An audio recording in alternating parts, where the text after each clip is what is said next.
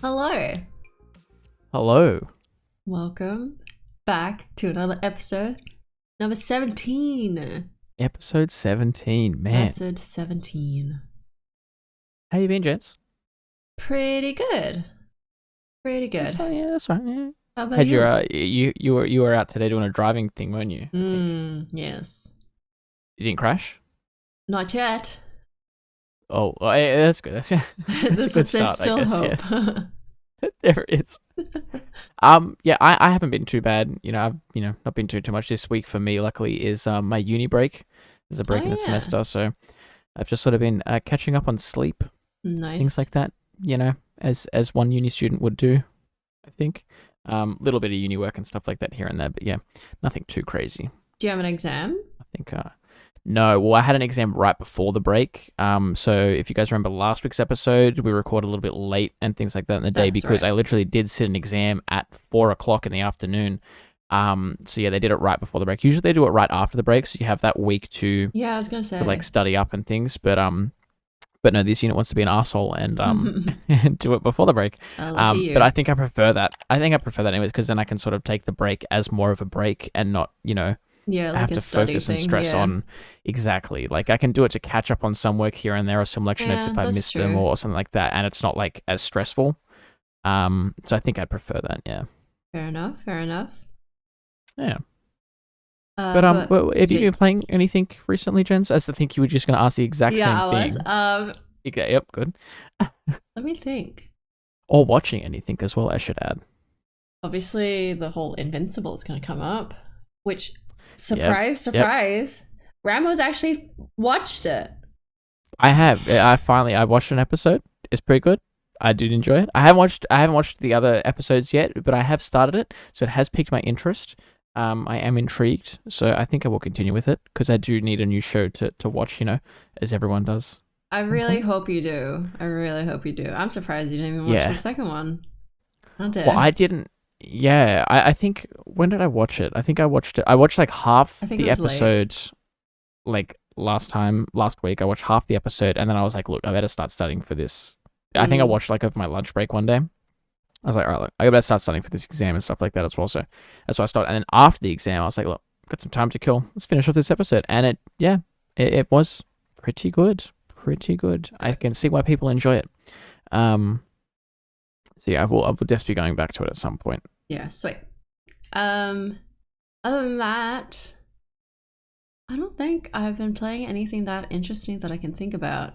I've checked out Bendy and the Ink Machine, which I did is see like that, this horror-esque game, and it's pretty good. Yeah, but it has given me a headache for the times that I have played like it. Motion sickness type things, or mostly because there's a lot of flashing lights in the game. And okay, after a while, that just gets to your brain a little bit. It gets pretty tiring. Yeah. Oh, I tried Portal Reloaded. Yes, I saw this. I opened Steam a couple of days ago and I saw this and I was like, "This is sick." I think you'd really like. So I think it's on my list. You do well for it. But it's on my downloads list. It's on my downloads list. Like I am going to play it at some point. It's free to play, basically, and it's Portal 2 that has been modded by a community member that Valve have approved. And if you thought Portal was hard, like Portal's not that hard. Like Portal, it's not too hard. There are some puzzles that maybe take a little bit longer than usual. Yeah, but honestly, eventually you're gonna get there like pretty quickly. Like you're not gonna spend days on one puzzle in Portal 2. It's not like they're not excruciatingly hard. Yeah. No, yeah. But I rage quit on this one because my brain, like, I was so messed up after this particular puzzle that I was working on. So we'll just add a little bit. Like for those that don't know, this Portal Reloaded is, like Jen said, it's a community mod for Portal 2. So you need to own Portal 2 already to be able to play this game because it runs off all of that stuff. But the Reloaded mod is free itself. You can download it through Steam. And it basically just adds, it's the same thing as Portal 2, except it adds one new type of portal in the form of like time portals. So you can jump between basically two dimensions, the past and the present. The future and the present. It just adds like a whole layer of complexity to it that is ridiculous. Yeah. Like, I was watching Jenz play it on stream, and yeah, she was struggling with something. Like, I you know, to no fault of her own, like, these puzzles are hard. From what I can tell. Hard. Yeah. It's just hard to wrap your brain around it to fully understand. It's like trying to understand like parallel dimensions in space and like how that works. Yeah. Like it was tricky enough to sort of manage like 2 or 3 things going on at once in Portal 2, like, you know, when you add in the lasers and like, you know, the weighted cubes, or like, you know, the plasma glue and all that sort of stuff, you know, that sort of does add a layer of complexity. But adding this just seemingly quite simple like new puzzle piece, it just throws the whole thing out the window. Like, it's so I do recommend that everyone that has Portal 2 on PC does give Portal Reloaded a go, because it's free, like, you know. And if you like puzzle, like, I love puzzle games, so like when, and like I said in Jenz's stream, I was like, Portal and Portal 2 are they're like the threshold that I hold all puzzle games up to. Yeah, like if a new puzzle game comes out, I play it and I'm like, is this as good as Portal or Portal 2? Like, that's my thing. So whenever it gets an update like this, I'm like, sick. Yeah. I'm ready. More Portal is always a good thing. Yeah, I really should go back to it. Maybe we'll do a video. Maybe, yeah, we could like do a backseat co-op sitting thing. Anyways. Oh, you mean for Reloaded? Yes. Okay, yeah, we can work that in somewhere. Yeah, I like that. That sounds good. Anyways. Oh, and the F1 races this week. You know what? Are you excited? No, not at all. These shit. No, I don't think you could pay me to watch motorsport racing. What a it's shame. Just something I have absolutely no interest in whatsoever. But I had absolutely no interest until I watched Drive Just to Survive. Yeah, nah. Netflix, it tried to put it on my like For You thing last night. I was watching Netflix last night. It was like, hey, try Drive to Survive. I was like, no. I'm alright. It's so good. You'll love it. I know you will love it though. Nah. I'll stick to football, you know? I'll stick to football, I think. We'll get them one day. No. I don't think I haven't been playing too much these days, other than Siege. Like, we've been back on the Siege grind pretty recently. I've been trying to teach Jenz and a couple of our other friends sort of the strats and styles that we use in ranked play. Because I used to play a lot of ranked Siege back in the day, which I haven't done in quite a while because it was getting pretty crazy. And so yeah, I've been trying to teach. It's like, tough. Right. Like, I was getting to high gold and things like that, and was just getting like insane. Like, if you want to get higher than high gold, you have to play Siege, nothing but Siege. Eat it for breakfast, eat it for lunch, eat it for dinner. Like, and I sort of like to spread out and play a bunch of other games as well. So I just didn't want to dedicate that much time to one game, you know. But yeah, I've been slowly teaching Jenz and some of our other friends ranked and all that sort of stuff, so we can eventually start playing ranked, because I feel like that is the one true way to play Siege. You know, what else have I been playing? Not that much, really. Valheim? That and Pokemon. Yeah, we have been tanking Valheim as well. Usually we'll play like Siege, like sort of early evening, just after dinner for a couple of hours, and then a couple of us will, like, you know, go to bed. And then we, a few of our friends, we have a Valheim server that we've just been putting hours into. I think last night when we ended, I closed the game and it was clocked in at 30 hours played. I think I am. Oh wow.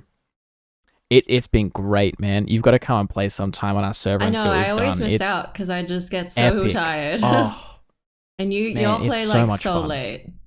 We played at like 12, 1, 2 a.m. Like, we're there for the long haul, you know. If this race this week lines up, then I'll be awake. True.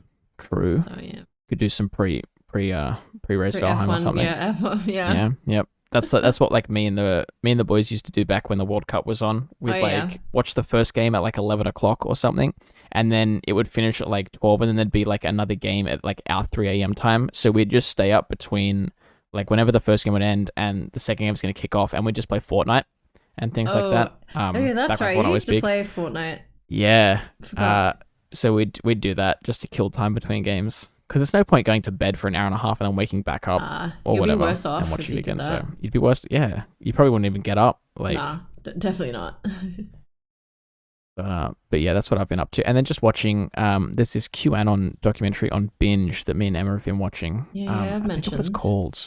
But it's really interesting. Really, yeah, would recommend if you have just like the whole about QAnon and like. Yeah, I didn't. Well, the guy tries to get to the bottom of what QAnon is and like who's behind it and stuff like that. Because I didn't know. I knew of QAnon, but I didn't know what it was really. Like I've just heard about it on the internet and things like that. So it is pretty interesting to see what it's all about and things. And it is, yeah, it's quite interesting. I would recommend it. There's like 6 episodes, I think, and they all go for about an hour a piece. Oh yeah. So we've just been slowly chipping away at it, sort of, week by week, every little bit to. Yeah, I do want to watch a documentary. I've been meaning to check something out. Maybe I will. Yeah, I would recommend that one. If you have a binge account, give it a go. It's quite good. Well, enough chit-chat. Shall we get to the news?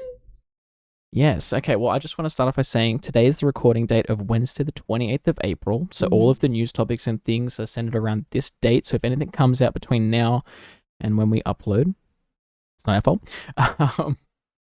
But having said that, very new news, as of a couple of hours old, I saw this like real late last night when I went to bed after our Valheim session, but Super Mario Party on the Switch, after 2 long years of being out in the wild and being played by people and loved by fans, is finally getting an online update. Yay! You can finally play online. Yeah, I know. This is something that I've been wanting forever. Like, because I bought Mario Party the day it came out. I love the Mario Party games.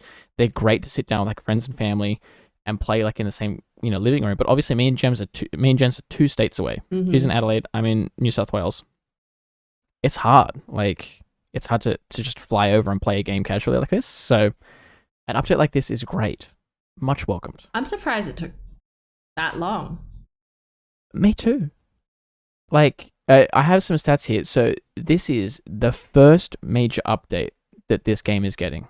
The first major update after 2 years. There's been like no new content, like no new maps or like boards or gameplay, which I don't really mind because there was plenty of that anyways. I feel it sold nearly 14 million copies. Wow. And it is now the first major update it gets is its online one. So hopefully this like sort of revives it a little bit and they like maybe do bring some more mini games to it or like a new board or something. I hope, I'm not sure. But having said that, you can now play the main party mode as well as like a couple of the other ones all online with all 4 of the original boards that were in it and a total of 70 mini games, which is a little bit less than what you can play in like the local multiplayer version. Oh, is it? But it's only because Nintendo... Like it is still a lot. Like, you're not going to get duplicates for a little while, I feel like. Right. Because you don't play that many mini games per board. It's only, I don't know what the count would have been, like maybe up to 10, I would say 10 mini games. So you can play it a fair few times without getting duplicates. But yeah, Nintendo basically just took out the rhythm mini games from the online part of it because obviously, people with desync or might get lag, and so it's never going to be fun to play those types of things. Oh, that's a shame because I actually love rhythm games in this sort of setting. I love it. You still have to pick up that drum that you've wanted for the Switch. Oh, you got it? Really? I have it. I just don't have the drum. Oh, man, you got to get the drum. I know, Check that. I think I saw someone on TikTok. I think they got it off like eBay or Amazon or something like that. I saw the TikTok one too. Cheap. Like, yeah. I think they got it like just by itself without the game. Because it's a little bit cheaper. So someone must have I think someone must have sold it secondhand or something like that. For like a really good amount, yeah. Yeah. So I think check those places and then you can pick it up. Yeah, well, I'll get it one day. But yeah, hopefully this means now, because do you have Mario Party on your Switch, or does Steven have it? Maybe Steven? I'm not sure about me. Wait, do you need the game to play online? Yes, you'll still need the game. Like, everyone will need the game and things. So that's the kicker. You can't just invite people. How many I don't think. Can you invite? 4? I think it's 6. I think 4 locally, but you might be able to do, like, I know in a couple of the Nintendo games, like Mario Kart, you can only play 4 players locally because only 4 controllers can connect to one console. But you can sort of link 2 consoles together and get 8 players then. So you might be able to do something like that. I'm not too sure. But I would still think it would be 4 people only. But yeah, but it's quite exciting. So know what that means? Yeah. Hopefully a video, maybe. Hopefully. Maybe. Definitely. This is good too because like Mario Party is good because it's like an RNG. It's not like when we played Super Mario Maker 2 and I was like a bit, I was a lot better than you. Like this is sort of RNG. So was it Mario Party that we played when you stayed with us for a bit? Yeah, when I was down there last. Do you remember that stupid RNG one? I remember the running race. I was ahead of you. I was gonna win. But then I got so unlucky that like the enemy things who were chasing us came out of my hole and not yours. Yep. And they sold me up. Right. Yeah. And I was behind you too. You were behind. Like, yeah. So I would have been eaten first, but nah. See, I'm just built different when it comes to Mario games, I feel. Like, I don't know. But keep your eyes on the channel, guys, because we'll probably get a Mario Party game out there, a gameplay at some point with this online update, because it is quite exciting. I'm always a big fan of anything Mario, and Mario Party is always a good bit of fun. So, yeah. Jenz, do you want to lead us into the next topic then? Sure. On EA. Yeah. So, our old friends EA had some documentation leaked that show that EA are going to drive players towards loot boxes in FIFA.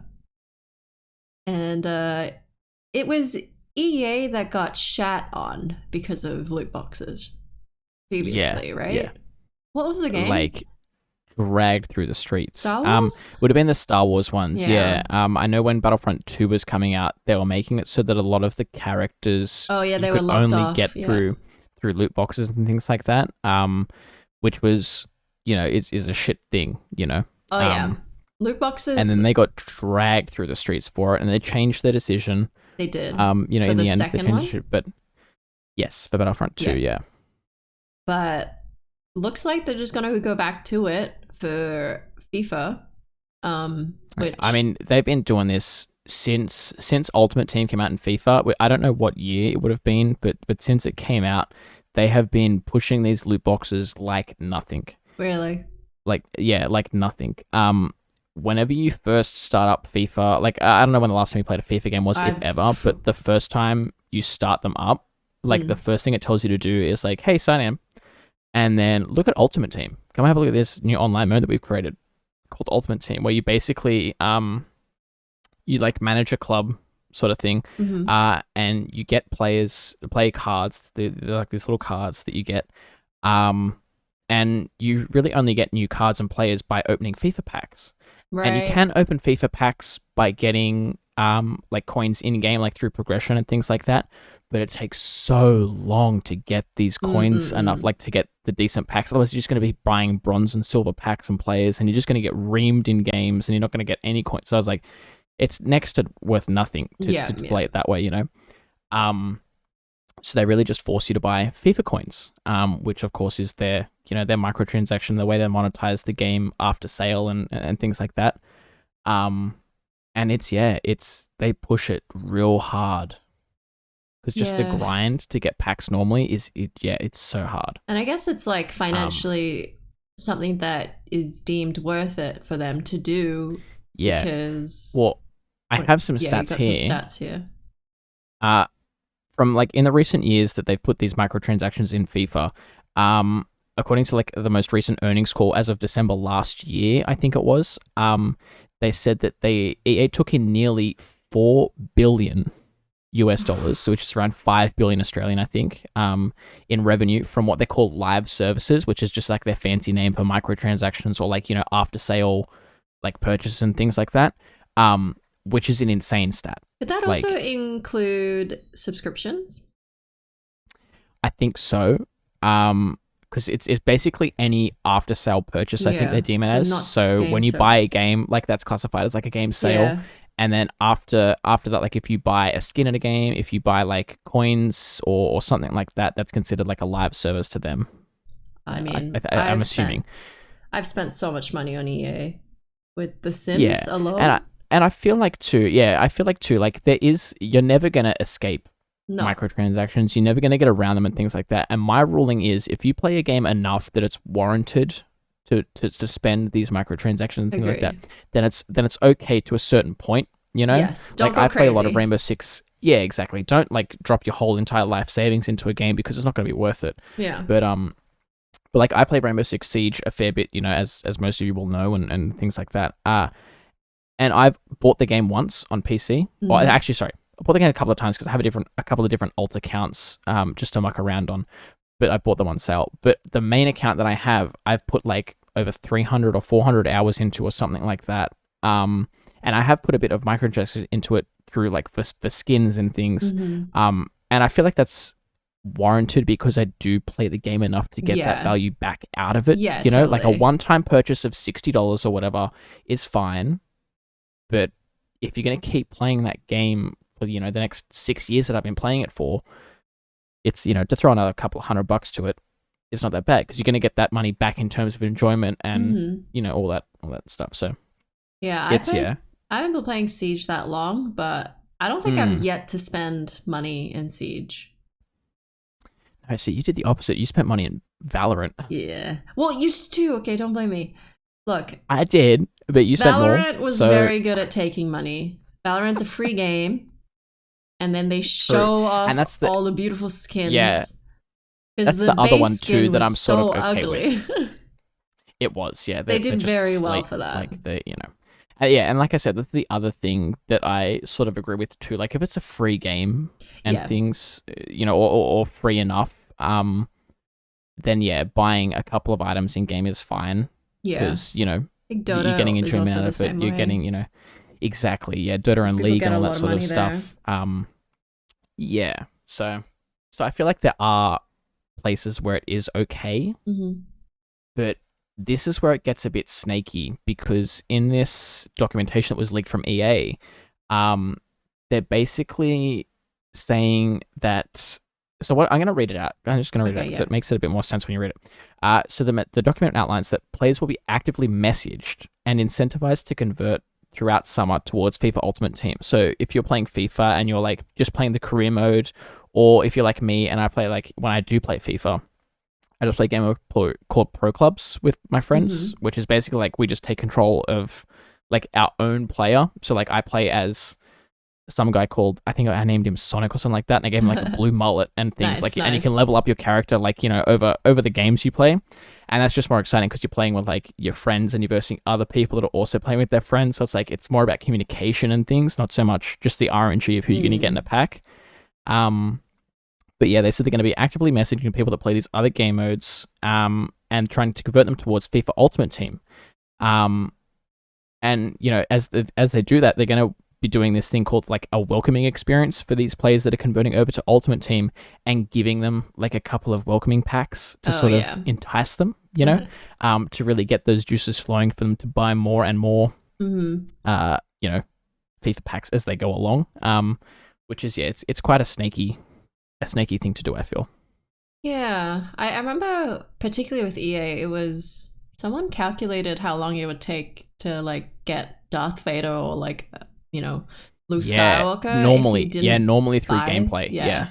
And it was something ridiculous. Like I can't remember. It was like a month. Yeah, it was gonna be months. It was, and you don't even know if you're guaranteed to get it, I think. No. Yeah. So yeah. When it comes to stuff like that, like I don't mind games having microtransactions, especially free ones, because they got to make money somewhere. Exactly. And like you don't have that pressure to buy it, but when it comes to something you paid for, and then they're like blocking you off playing a certain character or whatever, then it's just like, really? The thing is too with FIFA, it's not like Star Wars where there's like, maybe 8 or 9 major characters that you want. Like you want Darth Vader, you want Emperor Palpatine, you want like, Jango Fett or Boba Fett or something like that. When it comes to FIFA and football, there are literally tens of thousands of players from across different teams, different nations, different leagues. And they do these things called like, team of the year or the, player of the match or man of the match and where these cards are slightly buffed each week or each month. There's so many different variables that are stopping you from getting good players all the time that it's just like the return on investment is almost nothing. Like it probably is nothing. The chance that you're going to get a good player is so few and far between that it is quite predatory in the way that they, Yeah. have it set up, I guess.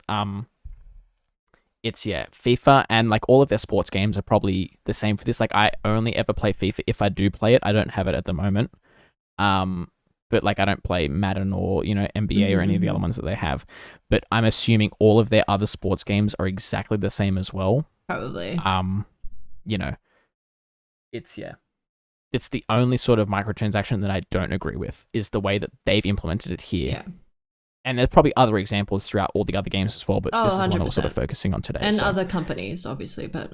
Exactly, yeah. EA is not just the only one that does it. There are plenty of companies out there that do microtransactions and implement it quite poorly, especially mobile games. I was going to say, mobile games are probably the worst one. They're in a realm of their own. Yeah, 100%. The way that they lock things down to like time and real life time is, Yeah. Candy Crush? Oh, God, you changed, man. Oh, man. Honestly, yeah. No.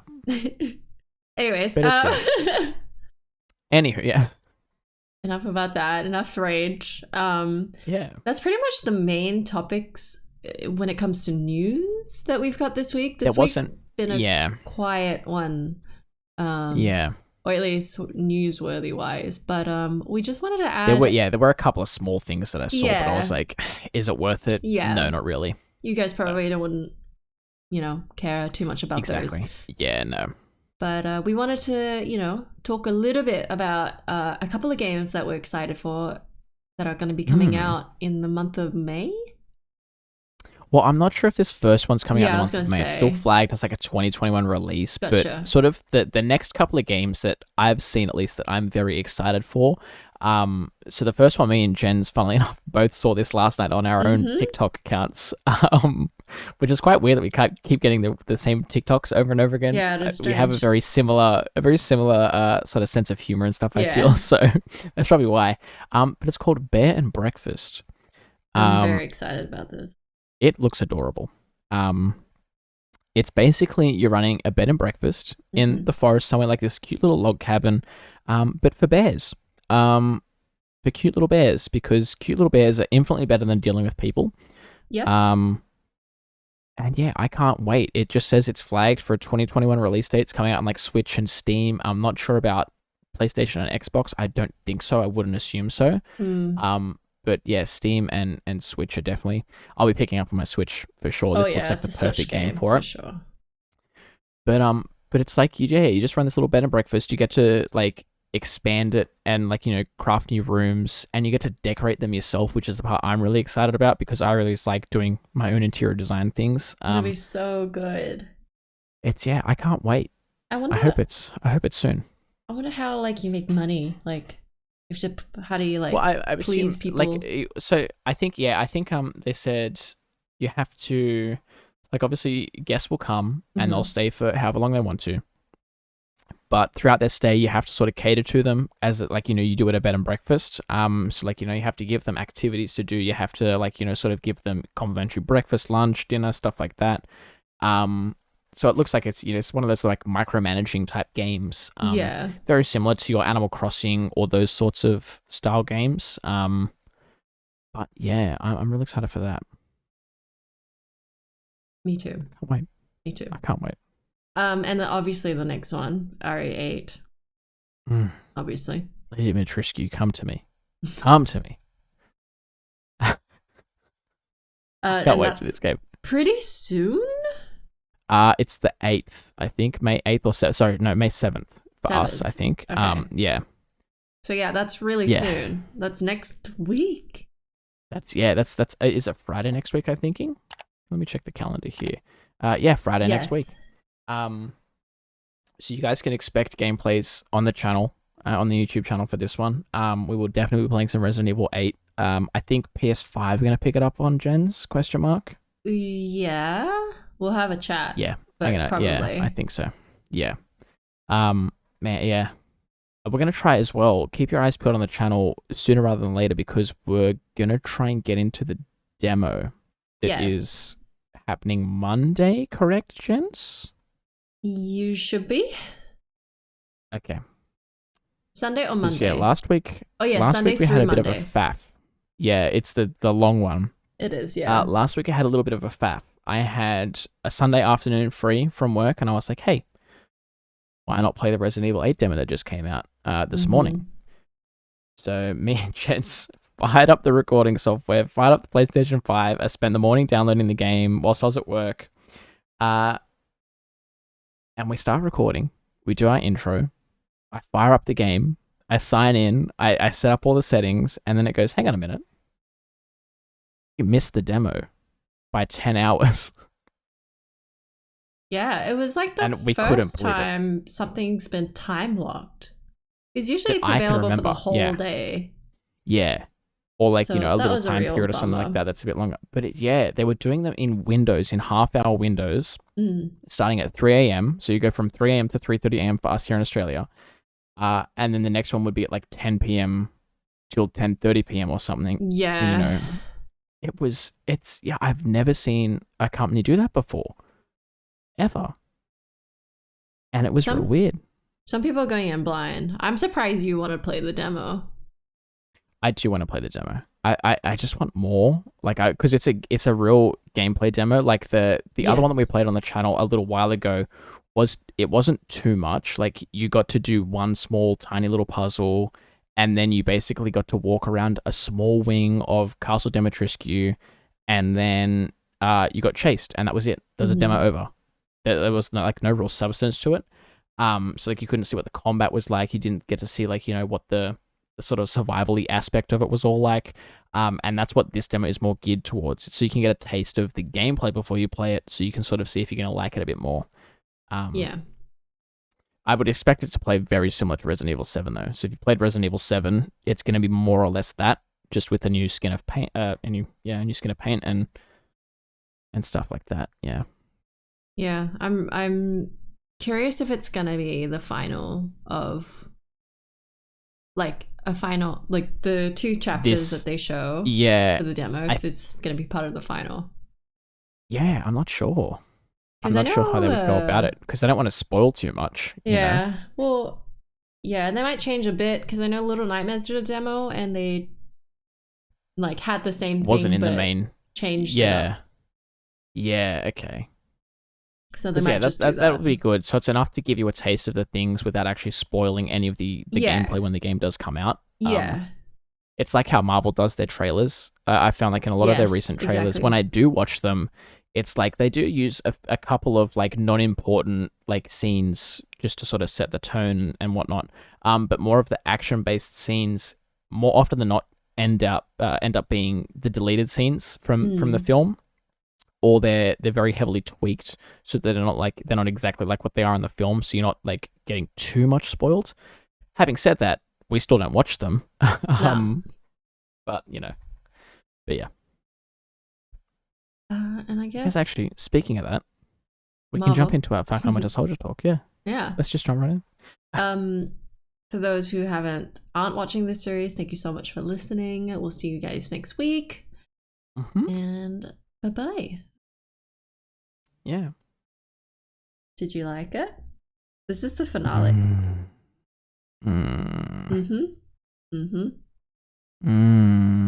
Although there was like the ending was a good moment, I thought. It was. Yeah. I did, again, having like exactly the same as the feelings I had from last week's episode. Yeah.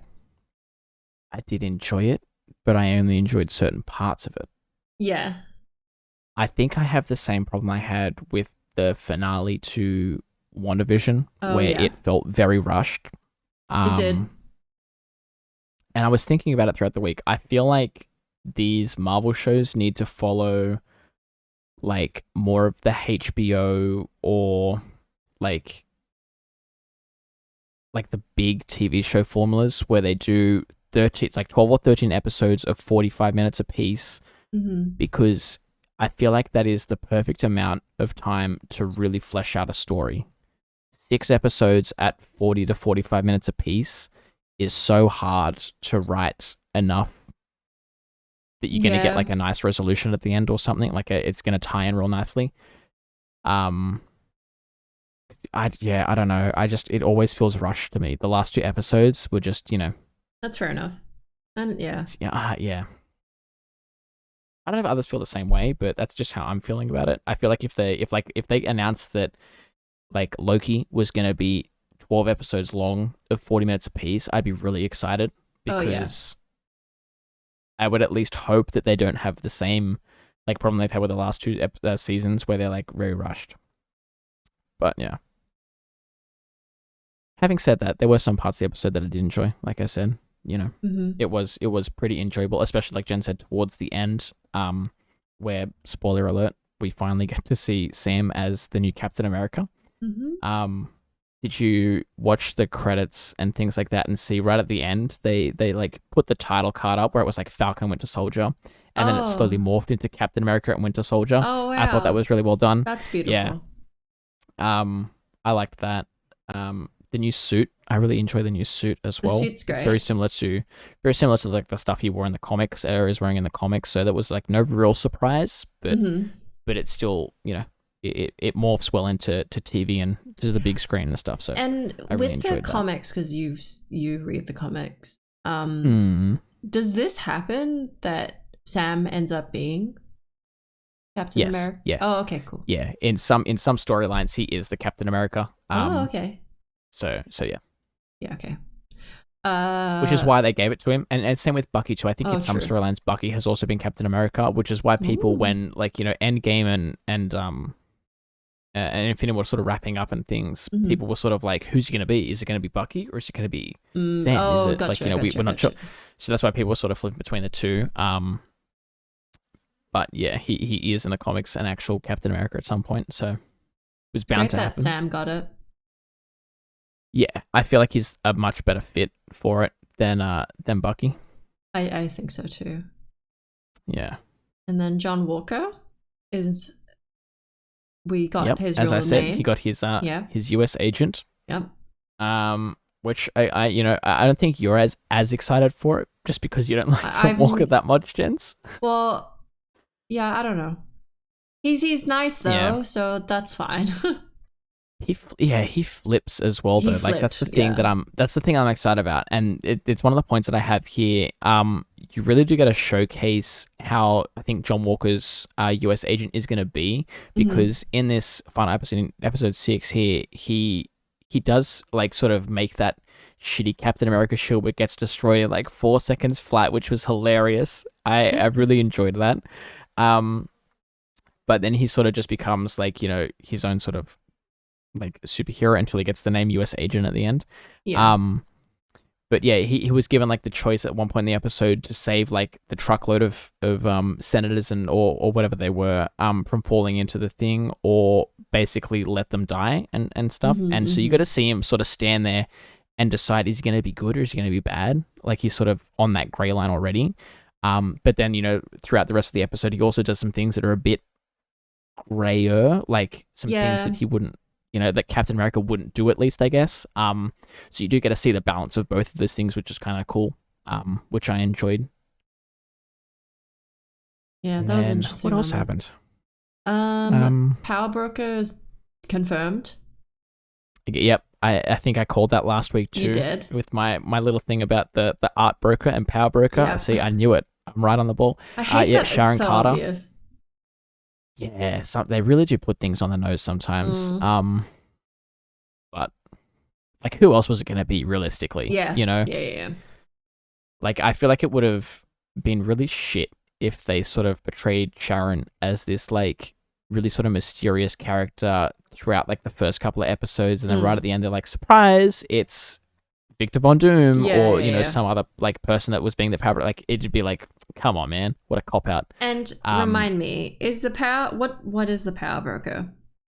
I'm not sure. Oh, okay. So I don't know exactly what the Power Broker is, but from what I can tell, she's sort of like, she just deals in a lot of black market activity type things. Yeah.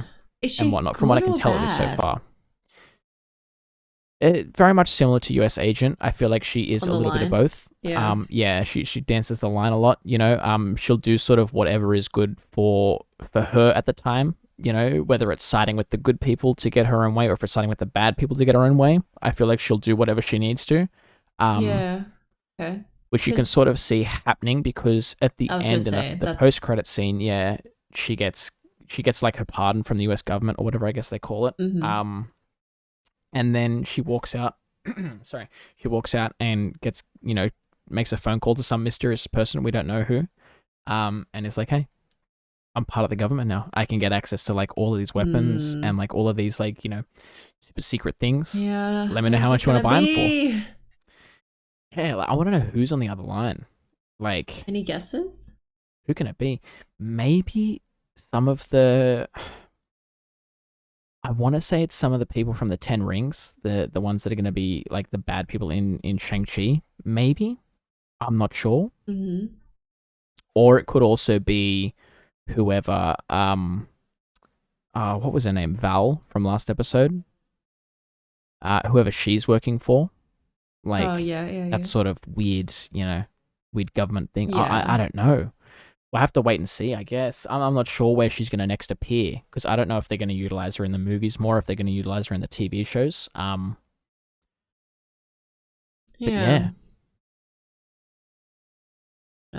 Speaking of that, like Sharon Carter, speaking about her, Carly ends up dying at her hands.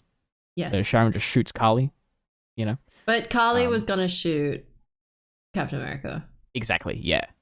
So it was sort of like warranted that was bound to happen. She did it, obviously, not as a bad thing. She did that to save someone else's life that probably deserved it more, I'm gonna say. I'm not sure. I think I agree. I don't think I like Carly. I don't know. No. I don't think I like the flag what Sam smashers. said.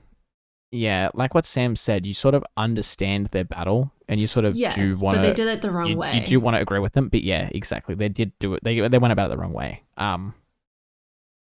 But yeah, and then later on in the episode as well, the rest of the flag smashers that get taken away. Yes. Weirdly, I was like, what the hell? They blow up. Like, someone blows up the truck that they're driving away in, and then the camera pans, and you see that it's Zemo's butler. Like, his Alfred, I guess I'm going to call him. Yeah. Just killed the rest of them. Yeah. I was like, what the... How? Like, what a badass, I'm kind of glad and hoping that that's the end of that, like, flag smasher thing. I don't think so.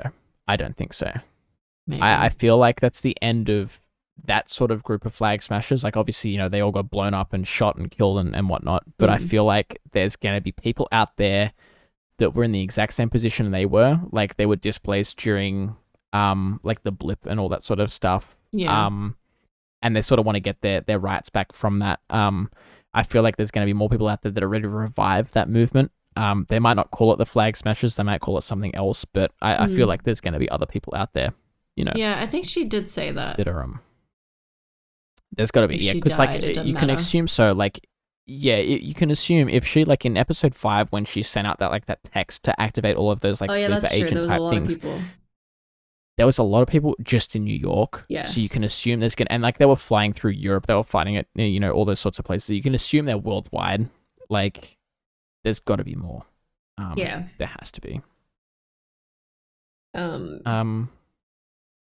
I do have another point here. There's a lot of good political commentary in this episode. There was a lot, especially in that scene where Sam is grilling, like, the senators after he saves them all, about like not even trying to see how their decisions are going to affect the people that they're trying to make the decisions for. They're just thinking about it for themselves, basically. Which I really enjoyed that speech. That was, I thought that was great. I feel like it was quite needed. Yeah, it was one of the best parts of the episode for me.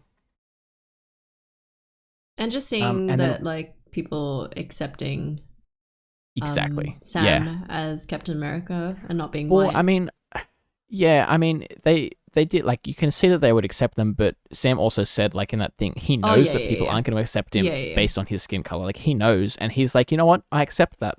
Like, I'm ready to stand up in the face of all these people that say negative things about me and just show them that I am the Captain America and that, which is really it was quite really moving, good social commentary. Yeah, which is what a lot of this series has been. It is a lot of social commentary and sort of holding a mirror up to yourselves and being like, look at this is what's going on. This is what's actually happening in real life as well. It's not just like some fictional made up thing to sort of promote the TV show. It's like this stuff is actually happening in the world. And it's really good. It's really good to see. And then having said that too, right at the end of the episode, Sam gets Isaiah to sort of travel to the city with him and whatnot, and show him the Captain America War Memorial, I guess I would call it. I'm not sure what it's called. That's right. It was in the museum for Captain America. Yeah, it was some museum or memorial type thing. But he pulled some strings and managed to get like a bronze statue of Isaiah erected, the first sort of Black Captain America or first Captain America that there was. And he also had like a big wall and write-up of all of his old like army friends or regiment from the military, like that tank platoon, I think it was, which was it was really nice to see him sort of finally get the respect and like admiration that he well deserved, you know. Agreed. And yeah, I really liked that, you know. I feel like this it tied up a lot of loose ends, but it still left a fair few that I wasn't too happy with. So right, I'm like on the fence with the episode, you know. What about you? Is there anything that stood out to you? Other than the like last speech, not really. There wasn't. Bucky wasn't doing a whole lot in this one. He was in the episode, Sam. But he wasn't. Yeah, it was very focused on Sam, which I think is what they needed. Yeah, you know, you can't make Sam the new Captain America, and then shoot 50% of the scenes showing Bucky. Yeah. I feel like that would be a bit weird, but yeah, I enjoyed it in the end. I think, you know, like I found more positives than negatives, but I can still see a lot of flaws in it, which I think they need to sort of focus on for the other series they're going to do. Well, I'm just waiting for Loki. I feel like this season has just been me like holding off, waiting on Loki. Yeah. And so yeah, now I'm just like, let's go. It's still June, I think June. Is it June or July that it comes out? July, I'm thinking. Was it July? I think June is Black Widow, and then July is Loki. Okay. I could be wrong. June, right at the start of June, could be Black Widow, and then right at the end of June could be Loki. I can't remember exactly, but it is only a month or so away now, so hopefully not holding up too much longer. Yeah, hopefully. Fingers crossed. Yeah. But I think that wraps up most of the episode as well. Was there anything else you wanted to add on towards the end, Jenz, that you were? I didn't speak about this, but I watched Mortal Kombat. That's right. Did you? Yes. No. Will you? No. Okay. Mortal Kombat is not part of my, like, I've never really enjoyed that. I do have a couple of friends that are really into Mortal Kombat and like the lore behind Mortal Kombat. Right. So I know they're going to go see it, but it's never really piqued my interest. So yeah, it's a shame because Did Steven enjoy it? Because I know he's the biggest Mortal Kombat fan over than you. He really didn't. I enjoyed it a little bit more than him. I've seen it been getting like 7 or like, you know, it's been getting like moderately good reviews. Good review, yeah. Like it hasn't been being tanked like most video game movies do. Which is a good thing. I feel like they're making steps in the right direction, obviously. But yeah, I don't know. I'll probably watch it if it comes out to like Netflix I was gonna say, or just have something like that. I'm not gonna pay to go and see it. Yeah. It's a shame. It is. Yeah, I did want it to succeed. You know, me too. It could have been so much better, honestly. Yeah, it really lends itself to being like implemented for a big screen thing, like because they do have a lot of characters they can write cool stories about and all that sort of stuff. So you would think maybe there might be a second. Do you reckon? Was Apparently there like any implementation? Was there any inclination at the end? There is. There like yes. the post-credit scene or anything like that? There is at the very end scene, like end of the movie. Okay, right at the end. Yeah. Okay. Yeah. Okay. So there will be another one. Yeah. But man, if I don't know if you've ever watched Warrior TV show. No. Yeah. No. Do think of watching this. This is on binge because you have it. Okay. Yeah. It's by the writings of Bruce Lee, and it's amazing. It's I know you watch it. You and Matt, one of our other friends, watches it. And you're always talking about the fight scenes and how well they're choreographed. I was gonna say, like the whole story isn't like the best story in ever. Like it's all right. Yeah. But the fight scenes is what makes the movie. And I feel like Mortal Kombat could have been this because the story is not very strong. But if their fight scenes were strong, then it would have been amazing. Yeah. It would have been amazing. But I highly recommend Warrior because one of the guys who plays Sub-Zero is in Warrior. And I was like, damn, like they had so much potential here. They were right there. Yeah, they were right on the cusp of getting it right. Yeah. But if Warrior made Mortal Kombat, it would have been the best movie ever. I feel like it's a bit hard to translate that though because isn't Warrior, probably. Like I haven't seen it. Warrior it's just martial arts combat and things like that, isn't it? It is, but it's like there's a story of Chinatown. And then, but like having said that though, like then you go and add like, is it Sub-Zero? He's got like the icicles and whatnot. Like you start to add in those types of weapons. Like Scorpion's got the chain and whatnot. Like no, but it would have been fine. Like it would have been fine. Like, it's just, you reckon? Yeah. Because there's one scene at the very start of a fight between Scorpion and Sub-Zero, and it was great. It was like the best one. Yeah, but then you go on to later, and then it just like then it starts getting worse. Then and it's worse, just like no. So yeah, it's a shame, but anyways, watch Warrior. That's the. Every episode we're gonna end off with Jen's yelling at me to watch some new TV show, and I'm not gonna be able to watch any of the TV shows because I'm trying to catch up with like all of the ones she's already thrown at me. Like, you're catching up with How I Met Your Mother that you've seen like how many times? I finished it. I finished it. Did you hear they're doing a How I Met Your Mother? I did. Yeah. With Hilary Duff. I don't think it's gonna be good. I don't think it's gonna be good. Neither. They really should have got Christian. I think it's Christian Melody, I think her name is, who plays the mother in the final season of How I Met Your Mother. They should have got her and done it from her perspective. Like, what character is Hilary Duff going to play? I'm not sure. Is it going to be like a female Ted? I don't know. So that's what people wanted. People wanted to see How I Met Your Mother from the point of the mother. Oh, right. That's what they wanted to see for so long. They should have gotten the real mother. And that would have been so good if they got Christian Melody back. She would have been perfect because she actually plays the mother, so you could see her doing like. No. It's not possible if you watch the finale.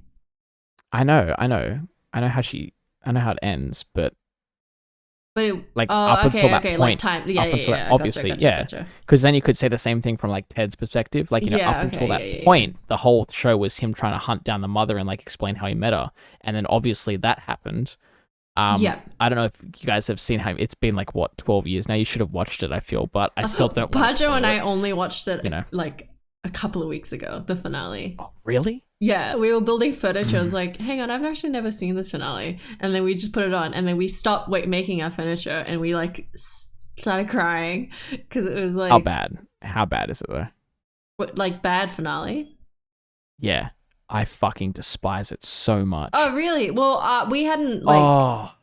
It was like after years from watching the series, and then we're just like, oh wait, we never watched this.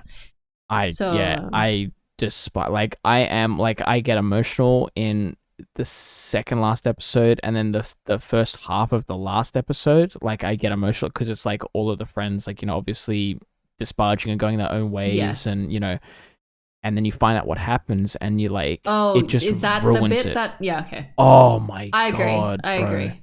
Like you made me wait. Yes. What was it, like 9 seasons or something? I think no, 7 seasons or something like that. You made me wait that long, and then bro, and it was so quick.